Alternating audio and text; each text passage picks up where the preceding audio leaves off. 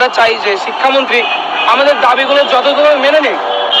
আমাদের দাবি হয়েছে যে পদত্যাগ, এই পদত্যাগের পাশাপাশি যে আমাদের যে 3 দফা দাবি রয়েছে উনি আমাদের দাবিগুলো মেনে নেয়। আমাদের প্রথম দাবিটা হচ্ছে যে টি20 এমসিকিউ মিলে একসাথে পাস। সেকেন্ড দাবি যে যারা পরীক্ষা দিতে পারেনি তাদের সবার পরীক্ষা হবে। ইতিমধ্যে উনি এই কথাটা বলেছে, যারা পরীক্ষা দিতে পারেনি তাদের পরীক্ষা নিবে। অ্যান্ড থার্ড দাবি যেটা ছিল যে পদার্থবিজ্ঞানে সায়েন্সের ফিজিক্স এক্সাম, উনি বলেছে যে যে দুটো কোশ্চেন ভুল হয়েছে সেই দুটো কোশ্চেনে পূর্ণ মার্ক দেওয়া হবে। এখন আমার অনেক কিছু স্টুডেন্টরা সৃষ্টি করতেছে মব যে ওরা সরকারের বিরুদ্ধে, সরকারের পতন চায়। এটা এক টাইপের মব। আমরা এখানে কোনো স্টুডেন্ট হচ্ছে সরকারের বিরুদ্ধে না, কারণ সরকার আমাদের সাথে কোনো বাজে আচরণ করেনি, কিছু করেনি। সরকার মাত্র 4 মাস হয়েছে আসছে। তাই আমি এইটুকু ক্লিয়ার করবো, কেউ সরকারের বিরুদ্ধে না।